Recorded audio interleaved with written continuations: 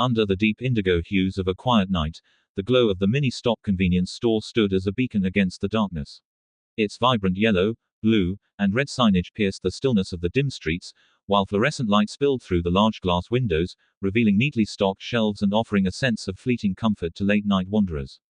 In the parking lot, a lone figure lingered near the yellow barriers, their shadow faintly outlined by the store's glow.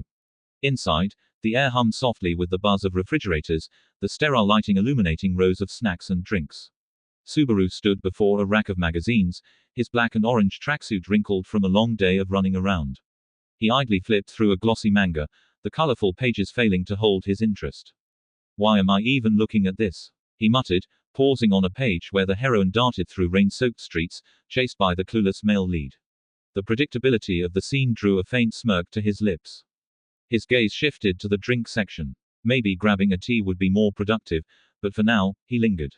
It wasn't about the magazine or the tea, it was the pause. A fleeting moment of normalcy in a life that had become anything but. "Of course," Subaru muttered, smirking as he flipped another page. Cue the cherry blossoms and a dramatic confession. Bet they kiss like it's some Cinderella knockoff. His eyes skimmed the panels, already predicting the tears, cheesy lines, and inevitable happy ending. He snorted and shut the manga halfway. Why do people eat this stuff up? Despite his critique, there was a grudging appreciation for its simplicity. No resets, no impossible stakes, just a sappy love story that ended neatly. Subaru glanced at his reflection in the window, the faint image of a boy and girl in the glass stirring something within him. A pang of guilt hit as his mind wandered to home. What would mom and dad think if they saw me now? Just wasting time. The thought stung, but he shook his head, shoving it aside. "Nope, not going there," he muttered, running a hand through his hair. "Focus on the now, Subaru. The past is the past." Turning from the window, he walked deeper into the store, leaving behind the lingering echoes of what he couldn't afford to dwell on.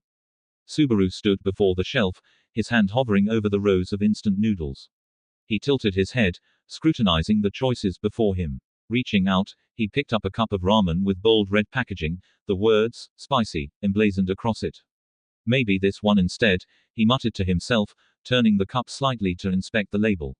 A faint smirk played on his lips, as if the choice carried a sense of excitement, or perhaps dread. Spicy ramen wasn't his usual pick, but something about it called to him, daring him to take the plunge. Subaru glanced at the cup of spicy ramen in his hand, then turned his attention to the rack of snacks nearby. His eyes landed on a bag of chips with a bold design that promised an intense flavor.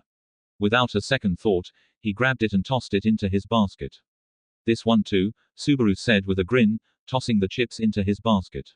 With his selections in hand, he made his way to the register, the rustle of the plastic bag marking his steps. The register chimed softly as he placed his items on the counter.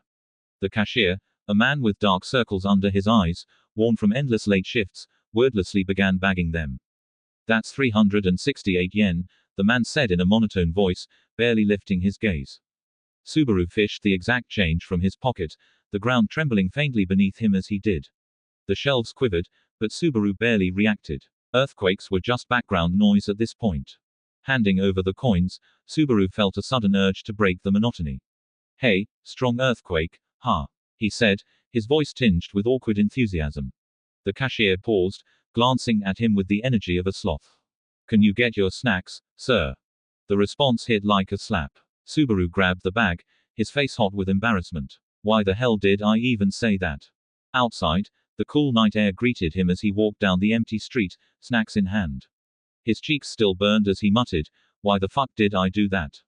But the night moved on, indifferent to his awkward misstep. Subaru straightened his posture, exhaling a small sigh. Keep going. No one's keeping score anyway. As Subaru walked, he suddenly stopped, staring at the road ahead. The sound of distant voices echoed faintly, but the moment he focused on his surroundings, everything seemed to warp. Black strings twisted through the air, distorting the world around him. His heart skipped a beat, and his mind raced. What is this? He glanced left and right, but there was nothing there. Just empty streetlights and silence. Guess that's what I get for watching the Hakuta podcast, Subaru muttered to himself, rubbing his eyes. Maybe my eyes are just tired. He was about to open them again when a large figure suddenly collided with him. The impact knocked him to the ground, and Subaru's eyes shot open, his head spinning from the fall. The distorted world was gone, but the disorienting sensation lingered. His heart pounded in his chest. Opening my eyes, I'm immediately engulfed by a bustling marketplace bathed in a warm, golden light. The air hums with chatter and the subtle clinking of goods being exchanged. My senses are overwhelmed, the earthy scent of baked goods, the faint tinge of spices, and the soft murmur of a nearby fountain. The scene feels surreal, almost like stepping into a fantasy world. The figures around me confirm it. Anthropomorphic animals and humanoid reptiles walk side by side, draped in cloaks and tunics, casually browsing stalls lined with colorful wares. A wolf-like figure passes by, their ears twitching as they chat with a fox in a wide-brimmed hat. Further ahead, a lizard person adjusts their cloak, their scaly tail swaying in rhythm with their steps. Is this a dream? Or did I somehow get transported to another world? The buildings around me have a quaint, medieval charm, and the crowd moves in a calm yet purposeful rhythm. Each stall is alive with activity, some selling shimmering trinkets, others offering what looks like fresh produce or strange glowing fruits. I instinctively reach out, wanting to touch the cobblestones beneath my feet, to feel their rough texture and prove this isn't an illusion. The sight of a feline humanoid inspecting a jar of glowing liquid catches my eye. They're so vivid, so real, there's no way my imagination could conjure this up. Panic threatens to set in, but I push it down. I need to think. Where am I? How did I get here? More importantly, what am I supposed to do now? A mix of awe and dread fills my chest as I take in the scene. If this is a new reality, I need to adapt, and quickly. Amelia perspective. Hey, get back here. A yellow blur just sped past a certain silver-haired elf, fetching the valuable insignia the latter had on her person. The merchants and passers-by wondered what the commotion was about, only to find Amelia, the aforementioned half-elf, yelling at no one in particular. Ignorant, or simply unaware of the stares, Amelia ran and chased after the thief. Only, there wasn't anything to chase, really. The blur disappeared as soon as it appeared. She lost sight of them immediately, not to mention the camouflage the crowds offered in spades. Sad and upset, Amelia began to panic. Sensing this, her contracted spirit, a small grey cat, emerged from within her hair. She escaped, Leah. Quite the divine protection that one has. Puck, what should I do? I just lost my right to the throne. For now, I suggest asking around and looking for clues. I'd love to say that she mustn't have gotten far, but with speed like that, I don't think we'll be catching up anytime soon. And since we're kind of broke, we'll have to rely on the fleeting goodness of people's hearts. Alright, I already know how this is gonna turn out, but I'll try my best. While walking through the streets, Amelia spotted the person who had stolen her insignia. Without hesitation, she sprinted in the direction, the curiosity of onlookers growing as they watched her rush by. Puck, give me some visuals on where she's heading so we can cover more ground. Amelia called out, trying to gain on the thief. Puck, swift as ever, flew up to get a better view. Amelia, she's heading through the alleyway. He reported, his voice sharp. Grateful, Amelia responded, thanks, Puck. Can you keep an eye on the rooftops in case she tries to escape there? Got it. Puck teleported away, his small form vanishing into the air. Amelia pushed herself harder, her breath quickening as she closed in on the alley. But exhaustion soon caught up with her, and her pace slowed to a more deliberate walk as she approached the entrance. Suddenly, a faint commotion reached her ears from deeper within the alley, and Amelia froze, straining to listen. Subaru perspective. The men eyed him with disdain as Subaru studied them. They appeared to be in their mid-20s, their clothes ragged and their faces contorted with the sort of malice that only life in the gutter could cultivate.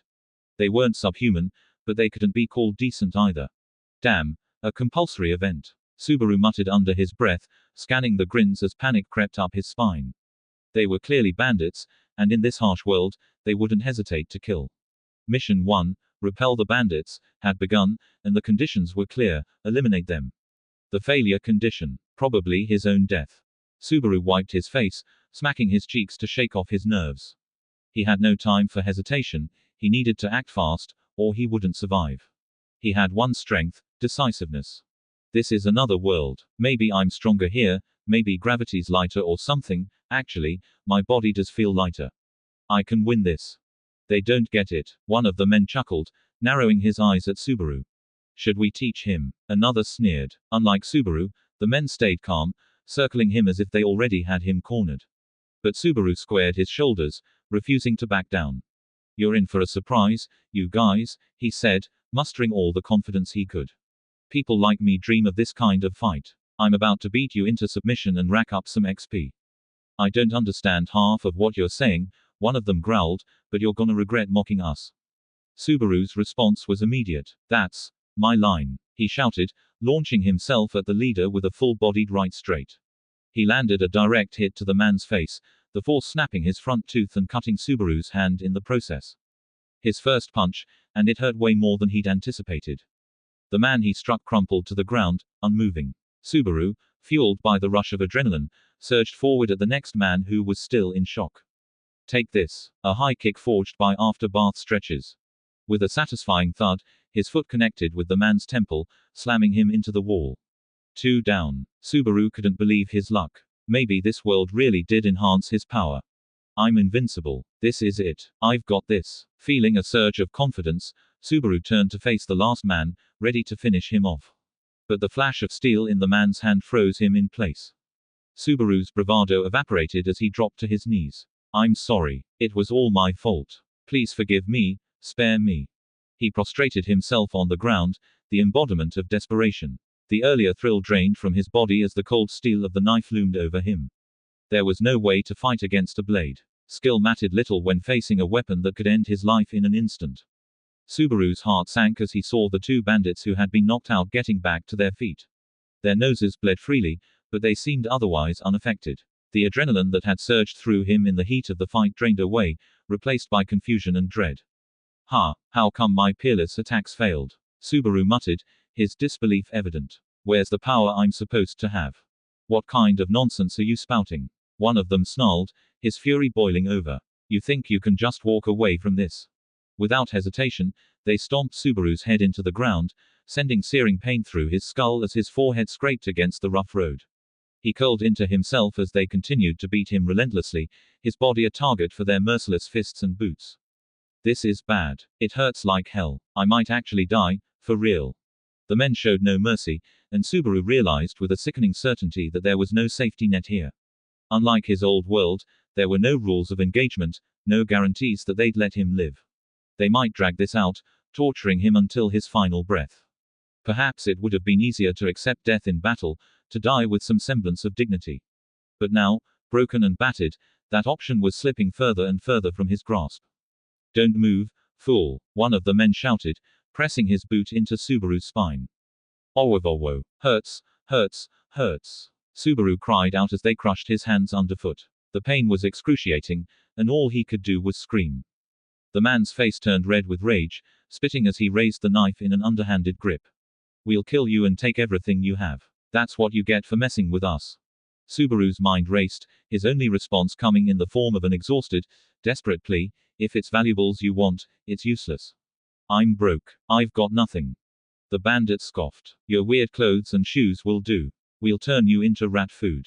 Subaru's eyes glazed over. Rats, the thought of them, as insignificant as they seemed, made his mind wander aimlessly. They were just another low-tier monster in this world, nothing more. He could feel his consciousness drifting, the sharp pain in his hands and head blurring with the hopelessness of his situation. His death seemed inevitable now, a quiet conclusion to a life he couldn't bring himself to regret, but couldn't fully appreciate either. It would end just like this, his meaningless existence snuffed out. But then, a voice rang through the alley, sharp and clear. Hey, move, move, move. You're in my way. The men paused, startled by the interruption, while Subaru, too weak to even lift his head, attempted to glance up through his haze of pain. A figure appeared before him, a young girl, her frame small and light. She had shoulder-length blonde hair that fluttered in the wind, and her mischievous grin revealed a fang-like canine that added an air of cheekiness to her youthful face. She had a kind of strength in her gaze, a fire that Subaru hadn't expected.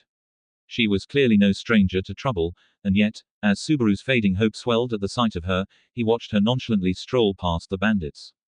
Man, this is crazy. But I'm busy, gotta get outta here. Live strong, she called over her shoulder, raising her hand apologetically as she ran toward what seemed like a dead end.